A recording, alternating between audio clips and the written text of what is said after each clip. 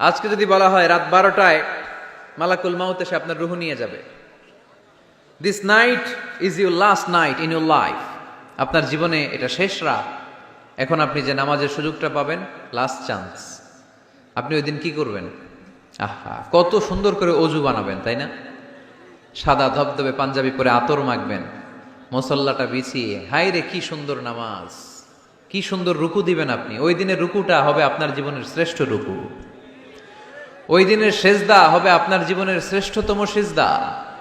সেজদায় লুটিয়ে পড়ে চোখের পানি দিয়ে আপনি জায়নামাজ ভিজিয়ে দিবেন, তাই না?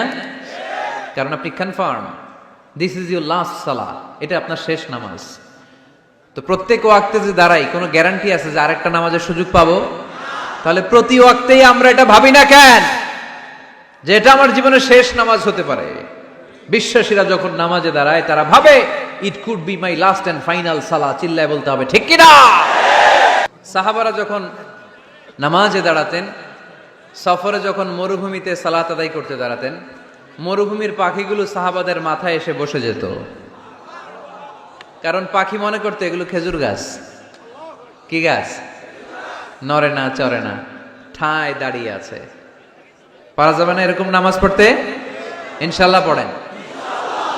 আল্লাযীনা হুম ফি সালাতিহিম খাশিউন, মুমিনদের প্রথম গুণ, তারা যখন নামাজে দাঁড়ায় ভীত সন্তুষ্ট হয়ে খুশু খুদুর সাথে, একাগ্রতার সাথে নামাজ পড়ে, with full of solemnity and submission. ডানে বায়ে তাকায় না, তারা সব সময় টেনশনে থাকে আল্লাহ আমার নামাজ কবুল করলো তো। আর তারা ভাবে হতে পারে এটাই আমার জীবনের শেষ নামাজ, it could be my final সালাহ, পারফর্ম দ্য সালাহ as if this is your last and final prayer. এমন ভাবে নামাজ পড়ো, চিন্তা করো যে হতে পারে এটাই তোমার জীবনের শেষ নামাজ, আর হয়তো আমি আল্লাহর সেজদা দেওয়ার সুযোগ পাবো না। আজকের মাহফিল শেষ করে আমরা বাসায় পৌঁছতে পারবো, কোনো গ্যারান্টি আছে আমার? আর 10 মিনিট হায়াত আছে আমার, কোনো গ্যারান্টি নাই। আর 2 মিনিট বাঁচবো, গ্যারান্টি আছে? শ্বাস যেটা নিলাম এটা ফেলতে পারবো, গ্যারান্টি আছে? তো মুসল্লায় যে দাঁড়াইলেন, নামাজ যে পড়লেন, এরপরে আরেকবার নামাজের সুযোগ পাবেন, গ্যারান্টি আছে? তো তাহলে প্রত্যেক নামাজের সময় মুসল্লায় দাঁড়িয়ে আমরা এটা ভাবি না কেন যে এটাই হতে পারে আমার শেষ নামাজ, this could be my final সালাহ, হতে পারে এটাই আমার শেষ নামাজ। এরকম চিন্তা নিয়ে যদি আপনি নামাজে দাঁড়ান তাহলে মন এদিক সেদিক যাবে।